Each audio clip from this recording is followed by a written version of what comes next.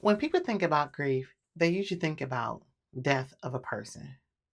But did you know that you could grieve parts of your life, your independence, the future that you once had, or even your vision? I didn't know for a long time that I was grieving my vision. I thought that I was just struggling with adjusting to my new life and how I need to do things. But I wasn't. I'm going to talk about that in this video. Stay tuned.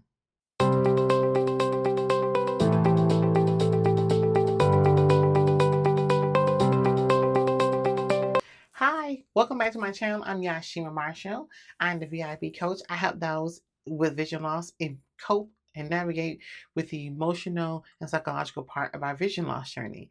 And I've been doing this series called I Didn't Know Vision Loss. Dot dot dot.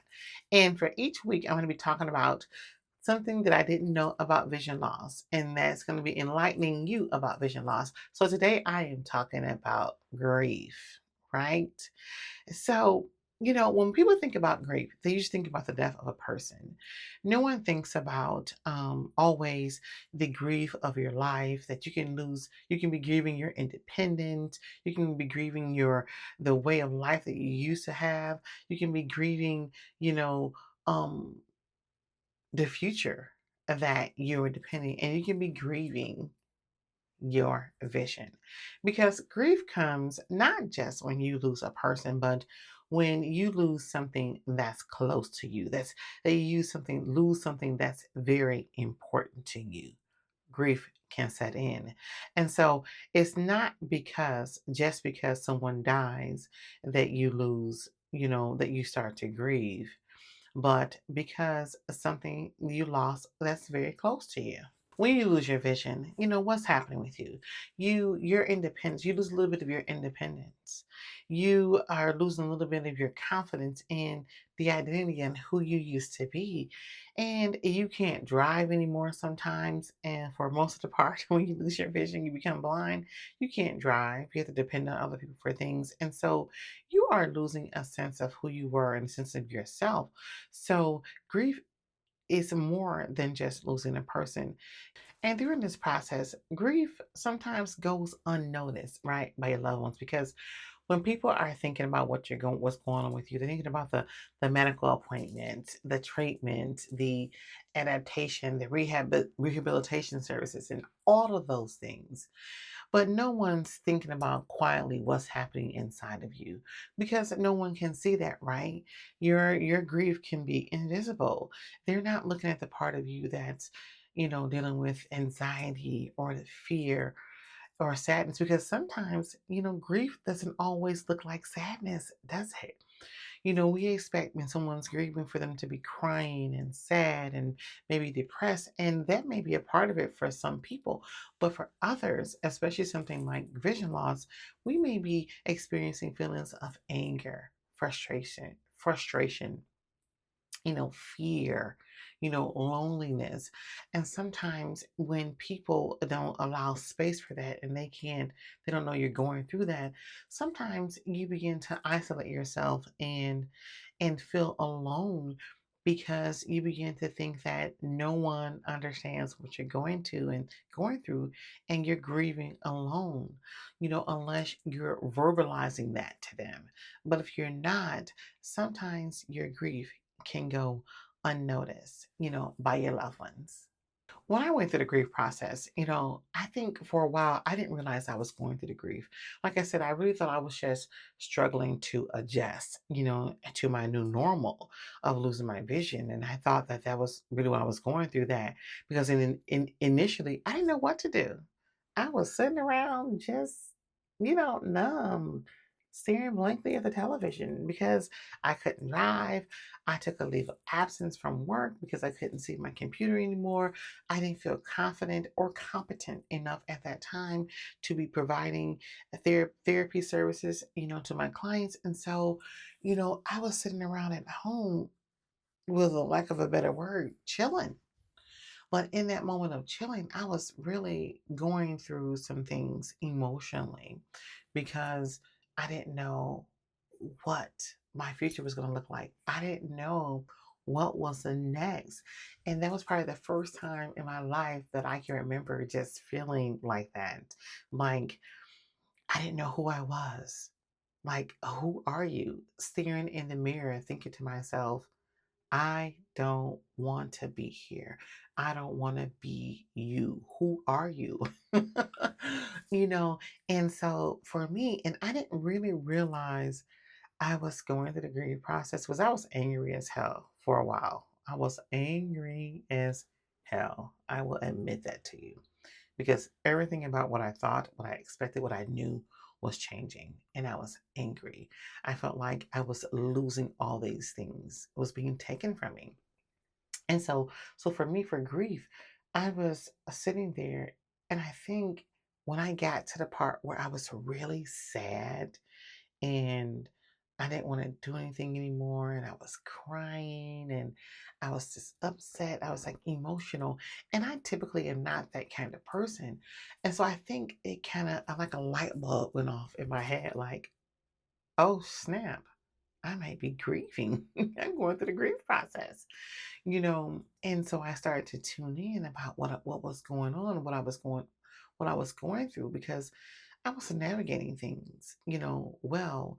I was trying to adjust to my new normal and learning how to adapt to my home life and cooking and all that kind of stuff. But I just felt something else emotionally was going on. And that was it. I was grieving.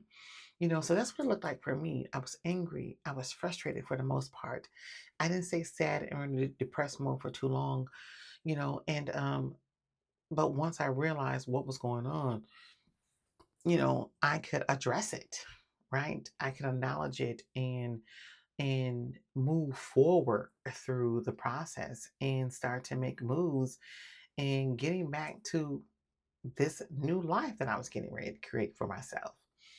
And so because there's a lot of hidden losses, you know, in a grief process when you're going through vision loss, but those hidden losses are the things like your identity, not recognizing the person that you are anymore, you know, the loss of your sense of self, right?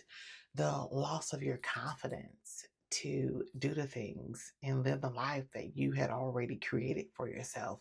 The fear and anxiety of the new and the unknown, just the simple thing of going out to lunch or going out to dinner with a group of friends, that can be a struggle.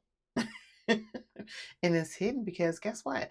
Nobody really likes to talk about the fact that you're losing your confidence and you're feeling incapable sometimes of doing some of the simple things, right? The simple things that we used to do so easily before we lost our vision. And so we're not talking about it. So they stay hidden, within us because we aren't sharing and we don't want to share because sometimes people don't understand. They'll start saying things like, oh, you'll figure it out. hmm Oh, well, at least you have some vision. That's the one that I get a lot because I'm only blind in one eye, but I'm progressively losing my vision in my other eye. And it's really bad. And sometimes it can be really bad some days, but people always say things. So that's the one thing people always say about me is, well, at least you're not completely blind. And I'm not quite sure if that's a positive thing or not. I don't know. It depends on who you are and what you think of how you answer that question. The fact that I have some vision, but I'm progressively losing the other vision. And I think sometimes that can be